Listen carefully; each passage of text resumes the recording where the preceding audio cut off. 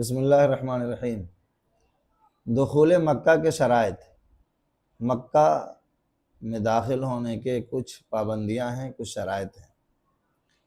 حج اور عمرہ کی نیت سے اگر کوئی شخص حرم محترم کا سفر کرتا ہے تو بالاتفاق میقات سے بلا احرام تجاوز کرنا جائز نہیں ہے۔ البتہ اگر کوئی شخص حج اور عمرہ کے علاوہ کسی دنیاوی اغراض، ملاقات، تجارت وغیرہ کے لیے حرم محترم کا سفر کرتا ہے تو میقات سے احرام ضروری ہے یا نہیں، اس صورت میں فقہا کا بڑا اختلاف ہے۔ حنفیہ کے نزدیک بلا احرام میقات سے آگے نہیں بڑھ سکتا۔ امام شافعی اور امام مالک، اسی طرح امام احمد ابن حنبل رحمہم اللہ تعالی، ان ائمہ کے نزدیک حج اور عمرہ کے علاوہ کسی اور غرض سے دخول مکہ کی نوبت آئے تو میقات سے احرام باندھنا ضروری نہیں ہے۔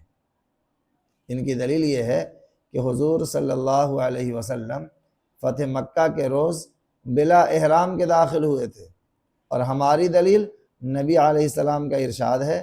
حضور صلی اللہ علیہ وسلم نے فتح مکہ کے روز ارشاد فرمایا کہ مکہ حرام ہے، اللہ تعالیٰ نے مکہ کو حرام قرار دیا ہے جس دن آسمان و زمین کی تخلیق فرمائی، اور مجھ سے پہلے کسی کے لیے حلال نہیں تھا اور نہ میرے بعد کسی کے لیے حلال ہے، اور میرے لیے کچھ ہی دیر کے لیے حلال کیا گیا تھا، اور میرے لیے بھی کچھ ہی دیر کے لیے حلال کیا گیا، پھر اس کی حرمت روز قیامت تک کے لیے لوٹا دی گئی۔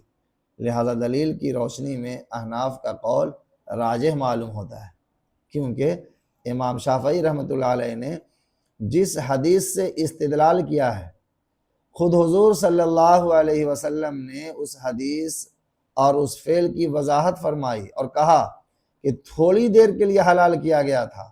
لہذا امام شافعی کا اس حدیث سے استدلال کرنا بالکل درست نہیں ہے، نیز وہ حضور صلی اللہ علیہ وسلم کی خصوصیت تھی۔ ہدایہ ما فتح القدیر جلد 2 صفحہ نمبر 432۔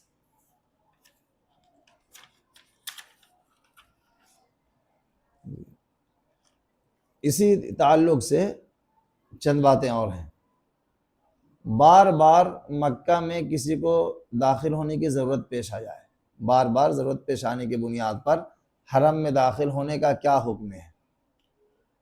تو دیکھیے، جو شخص حرم محترم میں رہتا ہو یا حرم محترم کا باشی تو نہ ہو لیکن کسی غرض سے، مثلا بنیت تجارت یا اور کسی غرض سے بار بار آمد و رفت کی ضرورت پڑتی ہو، تو ایسے لوگوں کے لیے بغیر احرام کے مکہ میں داخل ہونے کی اجازت ہے، کیونکہ ان حضرات کو دخول مکہ کی ضرورت بکثرت پیش آتی ہے، اور اگر بار بار احرام باندھنے کا حکم دیا جائے تو بہت ہی دشواری ہے، لہٰذا ان لوگوں کو بغیر احرام کے دخول کی اجازت ہے۔